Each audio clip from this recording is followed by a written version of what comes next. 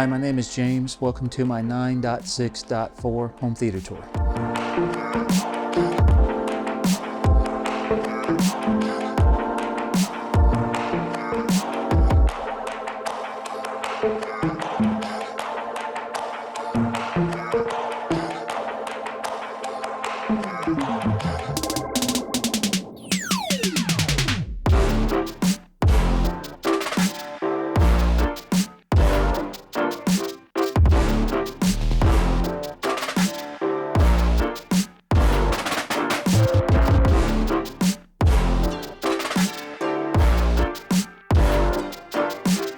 What inspired me for this home theater was I always wanted to build my dream in-game home theater.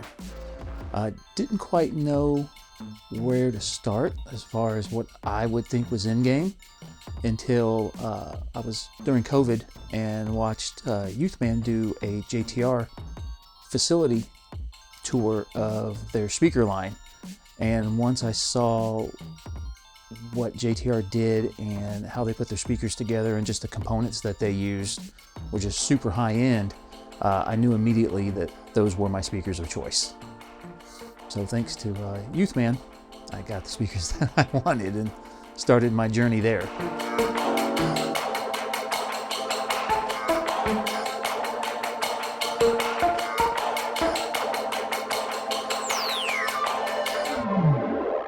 When I sit down to watch a movie in my theater, it's one of the best feelings ever because it's something that I worked hard for, and it took me a long time to get what I wanted, and it's just a great experience, and it's almost undescribable of the feeling that I get when I'm in here watching a movie or playing games or watching a rock concert on here. It's just, the experience just gets better and better every time I come in here.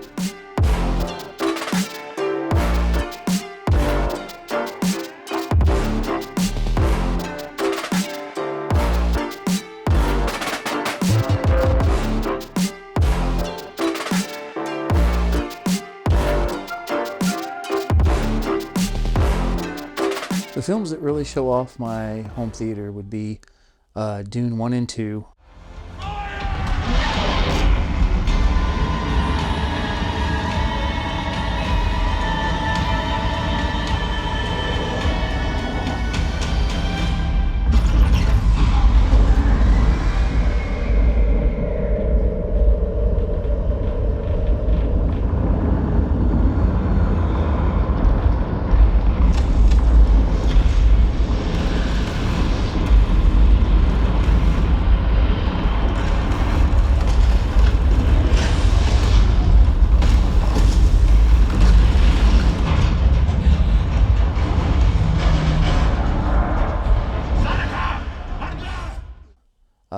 Top Gun Maverick.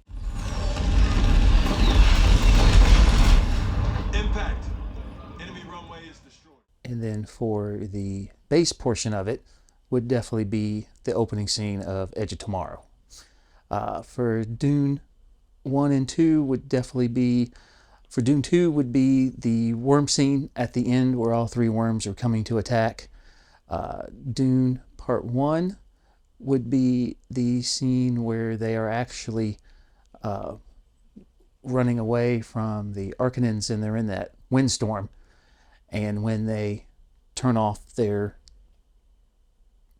helicopter, whatever it is, you can really hear all the sand and the wind surround you. And it really feels immersive. The most challenging part of this space was making sure that everything that I wanted to put in my theater would fit in my theater. That was the biggest challenge that I had. And, you know, would the equipment that I have is pretty large, would it actually fit through the actual front door of the house to get it in here and actually up the steps? So that was the most challenging part, and just the time it took to put everything together and do everything myself and run all the wiring and hanging all the acoustic panels. You know, that took months to do, but it was definitely worth it in the end. When I host movie night, I want to create a very immersive atmosphere. I want people to experience the Dolby Atmos. Most of my friends and family have never experienced the Dolby Atmos theater before. So I want them to hear things that they never heard before. I want them to actually feel the bass that I have and really enjoy themselves and just give them a completely different experience that a theater is not going to give them. Having this home theater has definitely affected my personal life. I have a lot more friends and family members that want to come over and experience the theater now.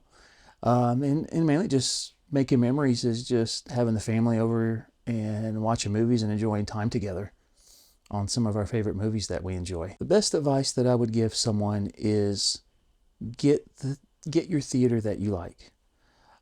Build your dream theater. I know budgets are a big constraint for most people, but if there's something that you want and it's out of your budget, save up for it and buy it once. Don't have to buy things 4 times like I have.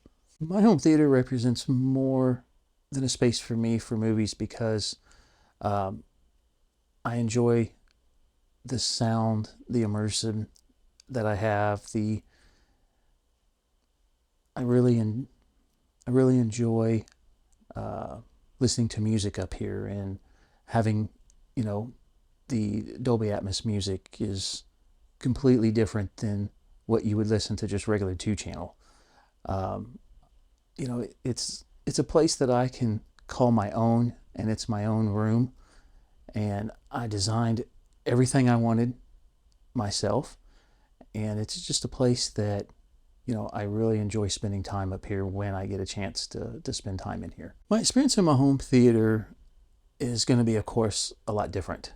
The sound to me is going to be better in my room than it is in a theater, but I still enjoy going to theaters. Me and my wife try to go to the cinema at least 2 or 3 times a month. I mean, we're still big cinema lovers. We're always going to support the theater. Because without the movie theaters, I wouldn't have the home theater that I have today.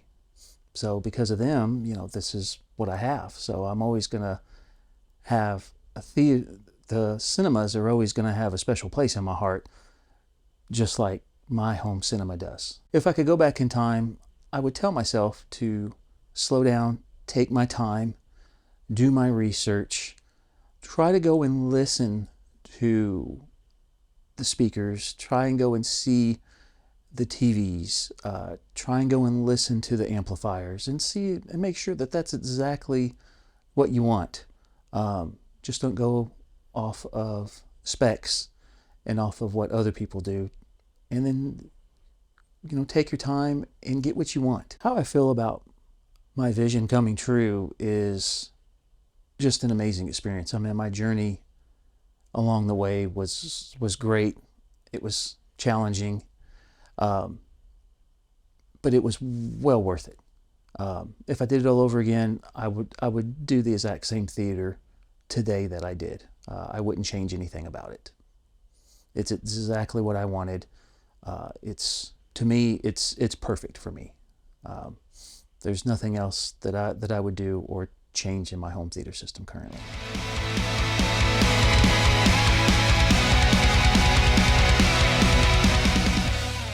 Welcome back to the Everything is Bigger in Texas Home Theater Tours. I'm your host, Hatoraid Cowboy, and I'm in LaPorte, Texas right now with James. James, it's good to see you again, man. You too. So you've got an incredible home theater here. We checked out some demos, which we're gonna talk about. Really love your setup. You've got a bunch of subs in here. So we were talking earlier about the neighbors. We'll talk about that too, because. Right. But yeah, first, why don't you tell me a little bit about yourself, maybe about your home theater journey? How did you get started in home theater, and why this is something that's so passionate? I got started in home theater probably about 20 years ago. Okay. My parents actually had the first home theater system. Oh, nice. They had a Bose system back in the day when Bose was all the rage. Right. And fell in love with it instantly. So then I was like, I have to do this.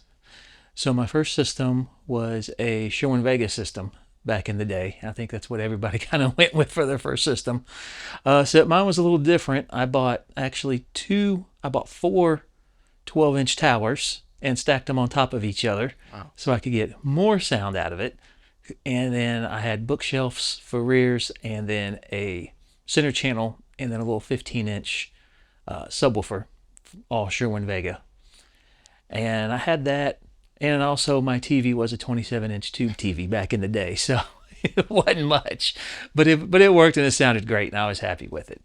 Had that for probably about 5-6 years, and then I upgraded again to a Paradigm system when they were kind of first getting known as a major speaker brand. So I upgraded everything to Paradigm. Of course, I upgraded my receivers throughout the years and subwoofers. And, you know, I was always chasing this sound, but still nothing sounded the way that I wanted this sound. And after about 4 home theater systems later, I finally have the sound that I'm looking for, and I'm quite happy with it. Awesome. Yeah. So I remember meeting you at Mwave last year. Yep. You approached me and you were like, "Hey man, enjoy watching your videos, you're a subscriber, and really appreciate that." And I remember you telling me that you had just put in an order for your JTRs. They hadn't arrived yet, right? Right. Okay. And then you said, "Hey, whenever I get it together, I'm gonna let you know. Come do the home theater tour." So we're here right now. So my question for you is, what was the Mwave experience like? One, was that your first time? That was my first time. It was your first time. Okay. What was that experience like? I know you had already ordered your system, the JTRs, but first of all, what was Mwave like? And then did attending Mwave affect or change anything after you got back of how you had planned out this room? Well, Mwave was pretty incredible. My main goal there was to listen to the JTRs, because I never listened to them before. I just kind of went on a whim with other content creators as yourself as well that has demoed them. So I'm like, okay. And one of the main reasons going there was I really wanted to listen to the JTRs to see kind of what I'm getting into. Did I make a mistake? Which of course I didn't. But yeah, when I went to Mwave and went to the JTR room, that was definitely the loudest and had the most bass slamming room in the whole place there. I remember hearing it for the first time. We got there early, and me and my wife were sitting in the home theater chairs right in front of the room, checking them out. And when they fired that room up with the door closed, I could feel the floor shake. And I'm like, okay, I gotta go check that out. And when I went in the room, probably went in there 4 or 5 times for demos. It was just incredible, and I just couldn't wait to get my speakers into my own room and hear what they sound like, and really get to enjoy that experience from them. And plus I also got to meet, Jeff, the owner, as well. Super cool guy, really, really knowledgeable, easy to talk to. So that was also really, really neat to meet him as well. Yeah, Jeff is an awesome guy, very, very smart, very humble, but he knows what he's doing. He's making some amazing products. So were there any other speaker brands that you were courting before JTR? Did you have the opportunity to go demo them, like something like Mwave? That's an experience in itself, because there's so many brands there, and that's something that you really can't do unless you go to a showroom. But even then, they may only have a certain amount of a certain brand of speakers that maybe they're trying to sell more than the other one. So was there any other speaker companies that you were thinking about before you went with JTR? The other speaker companies was definitely RBH. So I'm glad that they were there. I was looking at kind of their larger towers that they were offering. And of course I wanted to hear their new 21-inch sub that they had at the time. And you had RBH before? I did have RBH. I had their system about 10 years ago with those speakers, and they sounded phenomenal. I was happy with them. But again, they weren't quite the sound that I was looking for. So I wanted to hear what their newer speakers were, and see if they changed, which they did. I did demo that room. It was a great room. It sounded amazing, but it still just didn't compare to the JTRs. I think once I heard them, I was quite content. I was happy, and yeah, I'm not going back. Yeah. It's once you hear JTR, it's really, there's not a whole lot of different speaker brands that can compare to the SPL level and the clarity. I mean, sitting in here listening to your system, very clear. You know, the a processor helps a lot of that. Anthem AVM 90, that's one of the popular processors that a lot of people like to use. I had an Anthem receiver before, didn't have the processor, but going from a receiver to processor, it makes a huge difference. And then you've got so much headroom in here with all the subs. So how many subs do you have in here? I have a total of 14 18-inch woofers in here total. Insane, man, insane. So 14 18-inch, and you have a little bit of a mix match with the subs, right, up front versus in the back. Correct. I do have ported and sealed subs together. I know a lot of people said that you can't do that, that you'll hear a difference in the sound, but I clearly can't tell the difference. I mean, I think it all goes down to calibration and how you calibrate your system. But I mean, I had no issues integrating, you know, ported and sealed subwoofers, and they sound as one, and they're all phase aligned as well. So I mean, they sound perfect. I mean, you really can't tell what direction the bass is coming from, okay, which is what I wanted. All right. Well, on that note, why don't I have you take me around the room, talk about or show me everything that you got, and then we'll come back and we'll talk about it. All right. Let me tell you a little bit about the gear that's in my room. For my wides, I have the JTR 210 HTs. These are the new version that they came out with. Then for my front subs, these are the Power Sound Audio S7201. They are a quad 18-inch sealed subwoofer. Then for my left and right, these are the JTR 212s RTs. And my center is the JTR 212 HTRs for my center channel. And then my TV is a LG QNED 98-inch LED TV. Now let's talk about the components that I have. On top, I do have a MadVR Envy. For amps, they are D-Sonic amps. One is an 8-channel and the other one is a 7-channel. The one that I'm speaking to you now with, this is 2000 watts RMS per channel, which is what JTR recommends for the 212 RTs and the HTR. And then at the bottom, I do have an Anthem AVM 90 for the processor. At the bottom of my rack, I do have another D-Sonic amp that is running all my surrounds, and that is 800 watts per channel. Then at the very bottom, that is a Puritan PSM 156 power conditioner, and it's also a surge protector as well.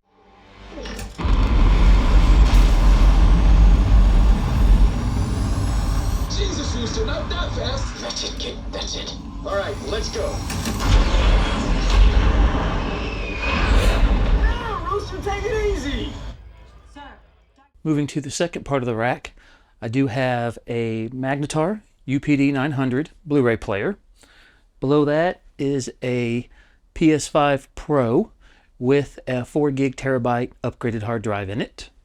Below that is my Denon CD player. It's a Denon 1650 DCD CD player for my 2-channel listening in here. And then below that is my 4-channel amplifier for the outdoor speakers that I have as well for the house. And that is pretty much it for the equipment rack that I have.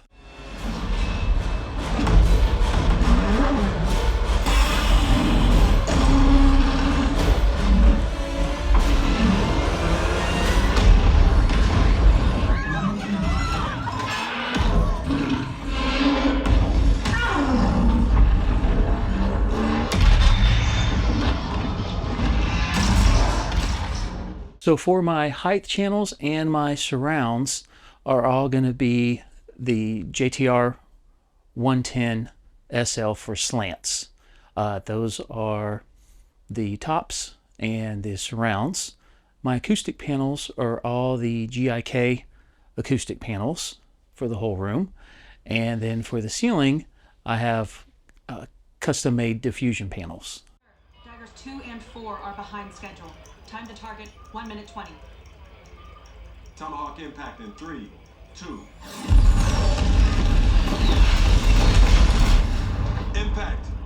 Enemy runway is destroyed. Moving to the back of the theater, it's all about subwoofers. The rears, I have two of the JTR ULF 2400s. Then right behind me is I have two of these. They are the JTR Cap 4000s ULFs, which would be a combined total of 14 18-inch woofers in this room with the front and the rear subwoofers. Moving on, my cabinet is a company called Can-Am. It's what I use to store all of my media, which is all my DVDs and my CDs. Each cabinet will hold roughly about 800 DVDs per cabinet, and there's 4 cabinets back here. And then behind me as well, we have more GIK acoustic panels, and then we have 2 more of the JTR 110 slants for my rear channels. So a couple action figures I have back here. I have Leonidas from 300, one of my favorite movies. And of course I do like horror films, mainly Predator. So I have a Predator action figure. And then behind me here, of course, what theater wouldn't be complete without John Wick? So I also have a John Wick action figure back here as well. I'm a big fan of all the John Wick movies. So I do have some ambient lighting for games. I do have the hue lighting. I have a hue light strip behind my cabinet here that kind of lights up the back wall. And then I have some hue lighting around the TV and a couple of play bars that are behind the subwoofers and also behind my cabinets as well to give it a little bit better effects when playing video games. They are hooked up to a sync box, so when I'm playing games, the actual lighting will change with the scenes that's on the TV. Moving on to the seatings, I have the Valencia Ultimate Edition. They are 3 rows. They fully recline, adjustable headrest. What I like most about these chairs is just how soft the leather is. It's just super comfy and they feel really, really good. What made me choose this brand over and other brands or just a couch in general is I like that I can fully recline if I want and still tip up the headrest so I can still watch the movies as well. These are some of my favorite chairs. Also, it does come with lighting underneath, which is also a really cool feature as well, as long as you don't have the footrest up. But yeah, these are some of my favorite chairs, and I've been enjoying them, and I would highly recommend, if you're looking into chairs, definitely look at the Valencia Ultimate Edition. Okay, so we went around the room. Let's talk a little bit more about your front sound stage. So you've done something that's a little bit different. We were talking earlier, I want to say that this is maybe somewhere around my 15th home theater tour. I think, I have to go back and look, but I'm pretty sure, I think you're the first person I've seen that's actually using a TV. Beautiful TV, big TV, but I'm curious, why did you decide to go with a television over a projector and a screen combo? I decided to go with that. One, I didn't want to hear the noise from projectors, and I understand they do have hush boxes to quiet them down, but I do know that they can get quite loud. And 2, my main reason was I wanted the image quality and the detail without, breaking the bank, going with one of the higher end projectors, like a Christie or a Barco, something around those lines. So I decided to go with a television for me. Okay. So what television are we using here? This is a LG QNED 98-inch LED TV. Okay. Now, you're using the MadVR Envy Core, which I just got mine. I'm still customizing, playing around with it. Love it so far. The tone mapping is great. What has been the experience with the MadVR versus, just the standard? I mean, TVs have gotten to the point now to where they're doing some really good tone mapping, but I mean, it can't touch what, a dedicated computer is doing and all the stuff that MadVR. So how's that experience with the TV and the combo and the MadVR? The MadVR, nothing's even come close. I mean, the tone mapping in that thing with the color tones, you can watch a movie with fire and it looks like fire. It's not just blown out in orange. And like some scenes, like if you're watching scenes like a car movie or something like that at night and there's headlights, you know, the image isn't blown out from the headlights. You can actually see the headlights. And that's one of the things I love about the system, is that the tone mapping is incredible.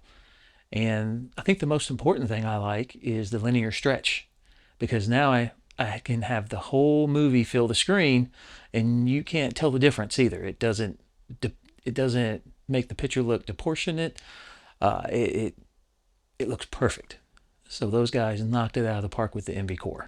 Yeah, it's a really game changer for people that have been asking for, hey, you know, I've seen what it can do, but it's just out of my price range on those higher tiers. And now you have one, I want to say it's $5 or $6 grand. I can't remember how much it is, but I mean, even if you have to save up for it, 6 months, a year, a couple years, that's attainable. And, you know, with the TV, you know, you're going to get much more brightness, you know, more nits than, you know, your standard, your JVCs and Sonys and Epsons, which they do a good job. You know, I have an Epson Envy Core combo and I love it, but TVs are always going to have more, you know, much more brightness with the nits and stuff like that. So yeah, and you did the demos with where you turned off the tone mapping and then you turn it back on, and it's night and day difference. Yeah, definitely is. I mean, it's perfect for anybody that is considering, you know, adding a MadVR to their television. I would say definitely do it. Yeah. I mean, it's worth the money. Yeah. You'll probably, and I could be mistaken in this, and it's probably, you know, up to the individual, but you'll probably get a lot better experience with a TV and something like a Core, just because the TV has so much headroom with the dynamic range and brightness and stuff like that. So yeah, it looks amazing. Thank you. Thank you. D-Sonic. So I didn't realize, I've heard the name before, I don't have any experience with them, but you were telling me that the owner and the guy who actually makes them lives out here in LaPorte, right? No, he lives actually out here in Sugarland. Sugarland, I'm sorry. But he's pretty much local for us. Yes, which makes it great, because if I have an issue with one of his amps, I just take it to him directly. There's no shipping or anything involved. But I haven't had any issues with his amps. He makes a fantastic amp. Okay. How'd you hear about them? Actually, JTR referred me to him. Okay. When I was talking with Scott where about the speakers from, I asked him, you know, what amps do you prefer to run on your speakers? And D-Sonic was at the top of his list. So I looked him up and found out he was in Sugarland, and gave him a call, and he actually has a demo room in his house. So I went to his house and actually got to demo the amps themselves and listen to them firsthand. And when I did, I mean, I was already hooked on those amps. It's pretty incredible. They sound amazing.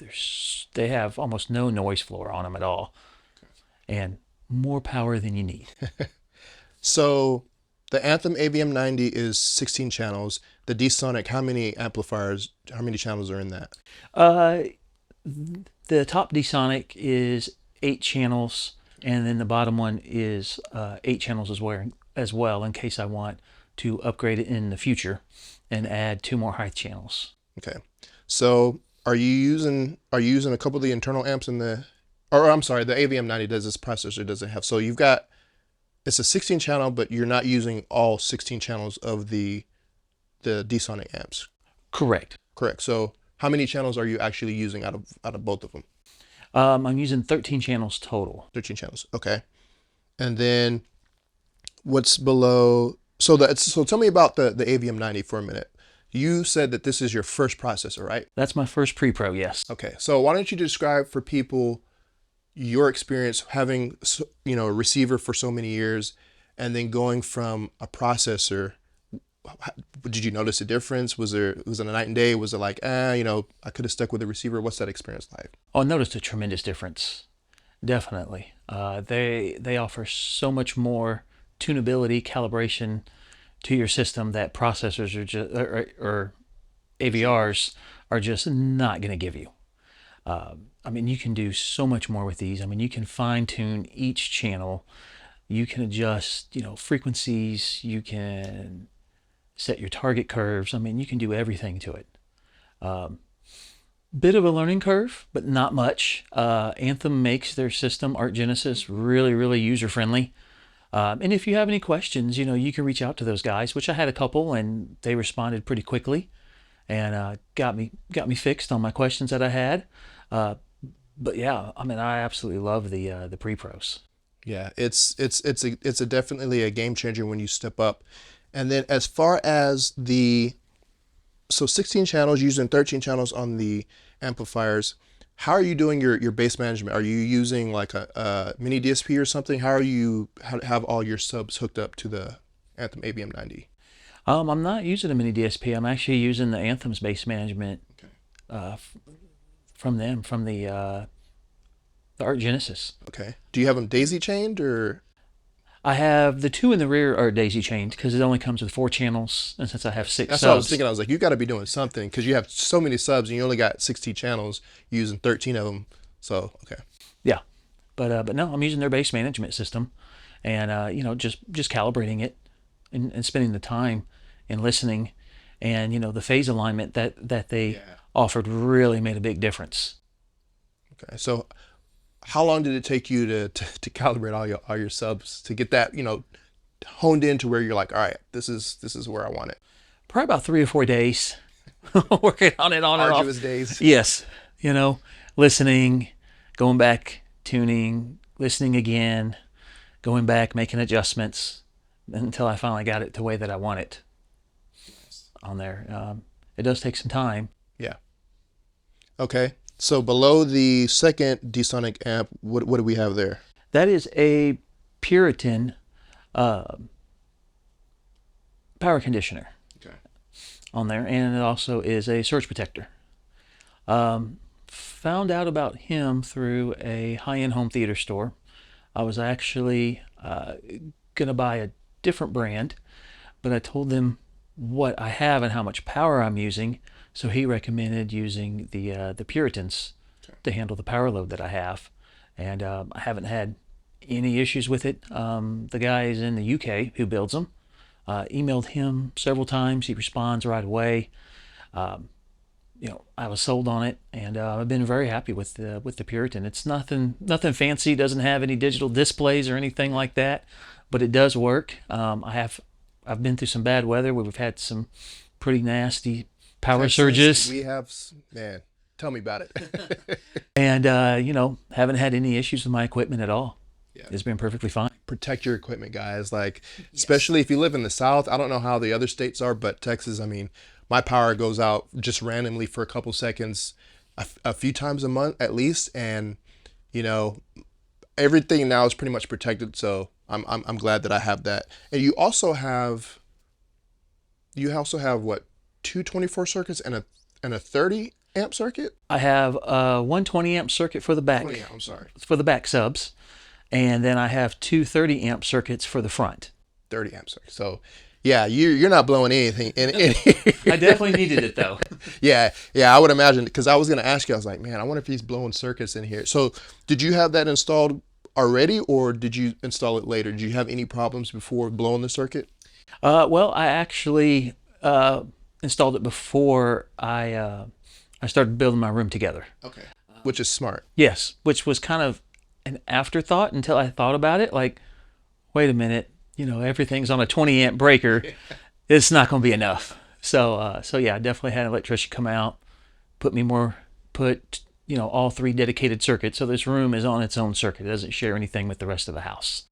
That's nice. I need to go ahead and put in a couple 20 amps circuits for the back. I don't really have any issues, but just for peace of mind and just knowing that it's there. But yeah, you've got a lot of headroom with your system. So next you've got the Magnetar. You got the big boy, the Magnetar 900, and that thing's not cheap. I had the 800 in for review a couple years ago, and it's almost identical to an Oppo. I know some of if you look at the home screen, it looks just like an Oppo. The settings look just like an Oppo. There's a couple things I think the Oppo for me still was a little bit better, but tell me about your experience with that, because you had something else before that, right? Before that, I had the Panasonic UB9000, and then before that, I did have an Oppo, but it was only a 1080p player. It wasn't the 4K. and I absolutely love that thing. Yeah, they're and, awesome. And I actually had it modded as well, which, you know, it was great. I should have bought the 4K player, but I decided to wait, and who knows that. And you know, lo and behold, they went out of business, and now they're a premium on there. But I'm glad that Magnetar came out. I wasn't real happy with my Panasonic, and at the time that was really about the only decent Blu-ray player that was on the market was the UB9000. So when Magnetar came out with their 800, I was like, okay, cool, I'm gonna get me one. But I'm glad I waited, because then they come out with the 900 and had everything on it. And I'm able to play DVDs on this thing, Blu-rays, 4Ks, and everything just works perfectly. It reminds me a lot of the Oppo players. Yeah. And everything is, the menus and stuff are pretty much identical to the Oppos. Yeah, pretty much. I haven't seen any difference on the. I think the only thing I noticed was the DLNA function was much quicker on the Oppo versus the 800 that I had, and then sometimes depending on if your library was too big and you were streaming, it wouldn't, like, I don't know if there was a buffer or something, but it would kind of lag on the, like, showing you all your movies and stuff. But I mean, it's for all intents and purposes, it's pretty much like an Oppo. Yes. So, and then you've got your PS5 Pro. Right? PS5 Pro, yes. Okay. What's gaming like on this system? You showed me a little bit of gaming, but what's your gaming experience like in here? Gaming experience is phenomenal ever since Sony decided to go Dolby Atmos. Yeah, about time. Yeah. So now the games are in Dolby Atmos, which is absolutely just adds to a much more immersive experience in here, because you hear things behind you, you hear things over your head. For example, like if you're playing, you know, COD, helicopters and stuff actually fly over your head now and not just hear it in the front stage. So yeah, it definitely made a huge difference. It made gaming a lot more enjoyable for sure. Yeah, and the separation was really good. Like you could hear, you know, when you were walking around, I could hear somebody talking. There was a girl talking. She was talking from the back, and then I could hear her overhead, and just super crystal clear. So I'm glad that they finally, you know, I've had a couple PlayStations. I think that I had a PS4 Slim, and then I went back to Xbox Series X. So, you know, I'm an Xbox guy, but that was always one of the things I thought was weird. I was like, why don't they have Dolby Atmos? They were trying to do their own like immersive audio codec, but I'm glad to see that they finally, you know, came out with the Dolby Atmos support. Yes, I'm very happy with that as well. And that was something I think they did maybe about a year ago. Yeah, more recent. So yeah, I've been waiting for that. Yeah, sounds good. And then you've got a couple, you got a Denon, and what is that down there? That is my amplifier for my outdoor speakers for my porch. That's right. Okay. For listening to music outside when I'm cooking or just kind of relaxing outside on that. And then, yeah, that's probably about a 20-year-old Denon CD player. Wow. And it still looks pristine, man. You keep your stuff in good shape. Thank you. Yeah, and it still sounds amazing. Yeah. So, okay, we've got the front of the room covered. Tell me a little bit about the acoustic properties. So you've got it looks like you've got some absorption, and then you've got some diffusion up top throughout your room. So what type of acoustic panels, or why did you decide to go with, you know, the combo that you have? I decided to go with the GIK panels. For one, I like the design of the GIK panels because this is their impression series that actually have the different diffusion panels on the actual acoustic panel as well, which also helps with sound dispersion, but it also looks good too. And I really like that design. And then I sat down with one of the engineers, gave him my room dimensions, and they set up on how many panels that I need to get the room size, you know, to get all the panels where they should be in your room. Exactly. And also, you know, make sure that the sound is going to sound the way that it needs and not get it overdamped in to where it's too much and then too little to where you still hear an echo. Yeah. For the ceiling, I decided to do diffusion on the ceiling instead of absorption because I did want the sound to hit the ceiling and kind of disperse throughout to make the room sound bigger than what it does. So that's why I went with the diffusion panels on the ceiling. Yeah, I like those. And those are, is that wood or is that That's all cut out of pieces of wood. Yeah, those are 1x2s cut out in squares. Wow. Okay. So when you had your room set up, did you have the acoustic panels already, or was there a difference before if you had them, if you didn't have them before versus having them set up in your room? Yeah, when I first had my first setup in here, I only had about 3 or 4 panels, Okay. and it did help, but I still had a lot of echo Yeah. on there. So then that's when I decided to build my in-game system. That's when I decided to reach out to GIK and sit down with those guys and see exactly how much absorption do I really need to make the room sound good and cut back on the actual echo effect. Yeah. And I think I've done that quite well.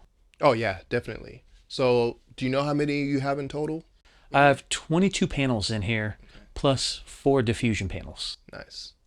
Yeah, that I don't know what it sounds like without it in here. Obviously you do, but I can attest to that as well. When I was building my home theater in my current house, I had a lot from my previous home theater, but didn't have as much, and it completely changes the way your room sounds. You don't want to completely deaden your room, but you don't want all those slap echoes and frequencies just bouncing around forever.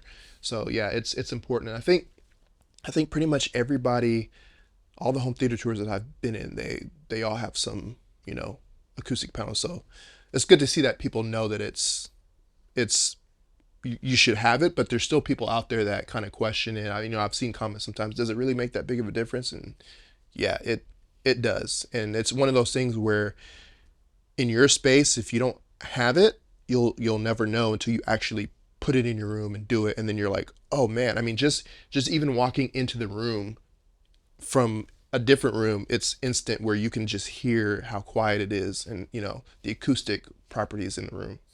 Exactly. And for anybody that's questioning it, that's the most important thing I think to a theater is treating the room. Because if you treat the room, then you may not need to upgrade speakers or subwoofers. They may be perfect in the room. It's not treated correctly. Yeah. That's the biggest upgrade that I would definitely recommend is treat your room first, hear what it sounds like, because you're going to notice a huge difference in the way your system sounds. Instead of just buying different speakers or different subwoofers, you're just going to make it worse by buying something bigger. Yeah, even industry experts will tell you could buy the best speakers that are measure perfectly, in room, whatever. But if your room is not treated well, it don't matter what type of speakers you have, they're going to sound bad. So it behooves you to do your research. If you can afford to talk to somebody and have them design, where it needs to be placed, it may cost a little bit more. Or if you, just do your research and, look at first reflection points. There's many videos on YouTube and different places like that where you can go and check all that stuff out. So yeah, you did a good job, and it sounds good in here. No issues with, slap echoes or anything like that. Let's see. Let's talk about your movie collection, because you've got a, you guys saw it in the video. You got a big cabinet back there. I do have a big cabinet. Is it completely full?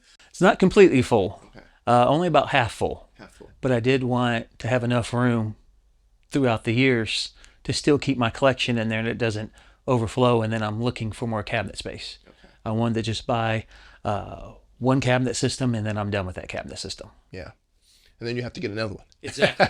But I'm sure that's probably been like years and years and years of collecting. So you probably, it'll take you forever to get to that point again. Oh, exactly. And then if I run out of movies, then it's time to get a kaleidoscope and start putting movies on that. Yeah.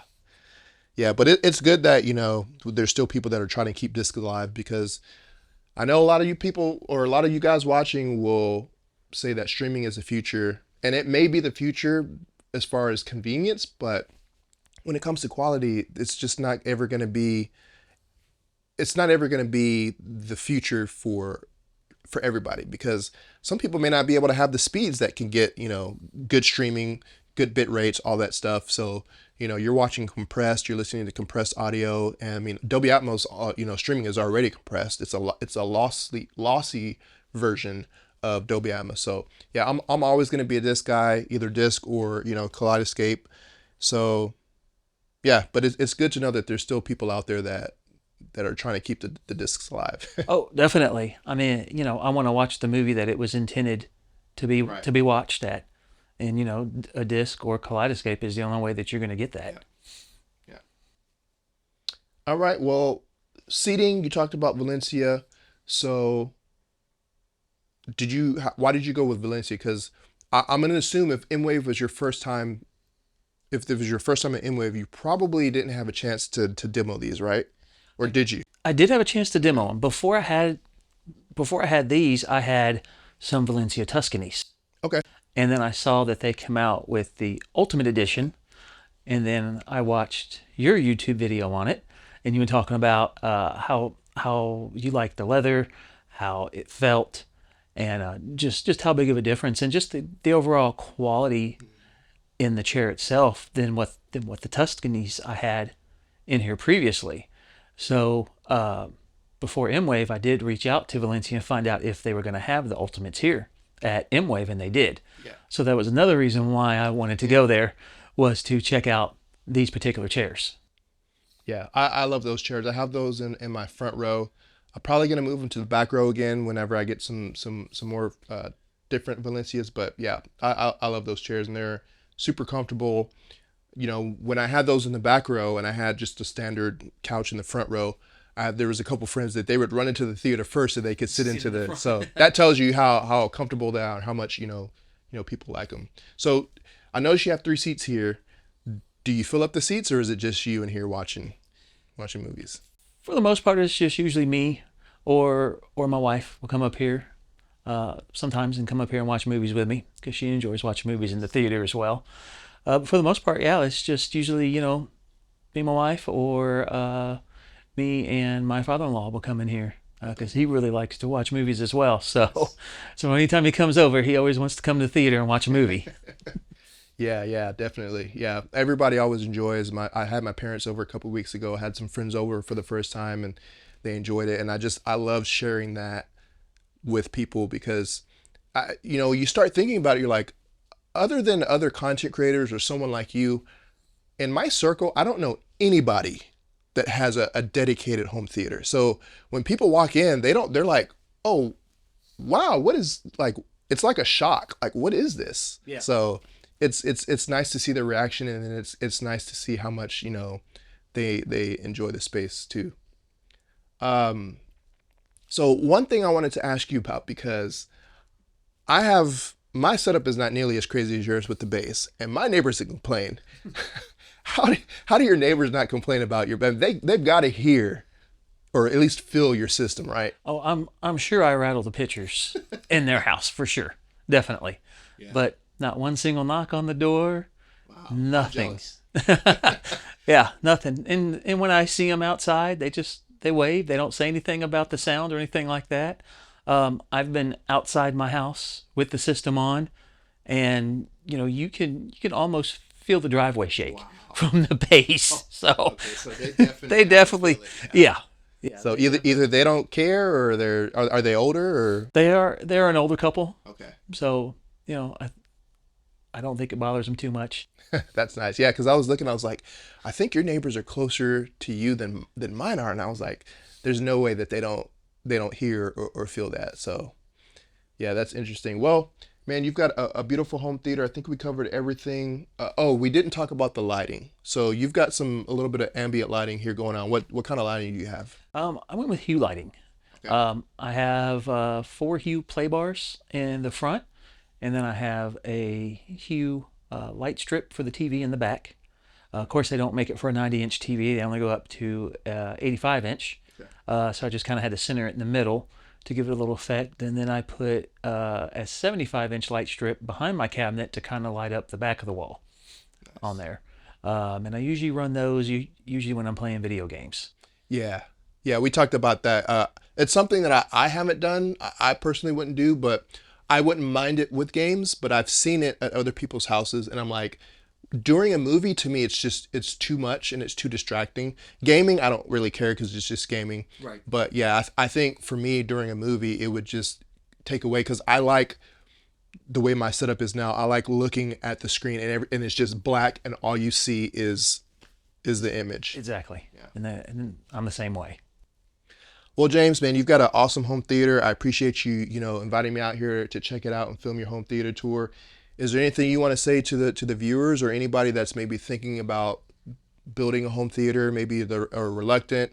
Because we were talking earlier, both of us were like, man, I never would have thought that I would be able to either afford or have the opportunity to have the stuff that I have now.